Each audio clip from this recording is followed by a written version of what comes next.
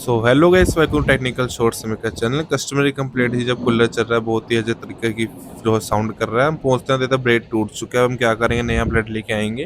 तो हम first of all blade को खोल लेते हैं। ब्लेड को खोलने के बाद अब हम चलते हैं, इसको लेके आते हैं नया। अब जैसे ब्लेड टूट चुका है, बाइक को स्टार्ट किया, हम जाके नया ब्लेड ला चुके हैं। अब इसको फिट कर लेंगे। इसके अंदर फिट करने के बाद जो हमारी प्रॉब्लम है बिल्कुल सॉल्व हो जाएगी।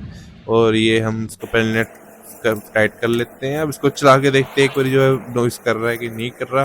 अब एक कूलर को हमने चला के देखा तो हमारा वो जो है कूलर बिल्कुल भी नॉइस नहीं कर रहा है। इसके साथ ही हमारी जो कंप्लीट डन हो चुकी है। और मिलते हैं नेक्स्ट वीडियो में, तब तक के लिए स्टे ट्यून। चैनल को सब्सक्राइब, लाइक, कमेंट जरूर करें। वीडियो में मिलते हैं नेक्स्ट वीडियो।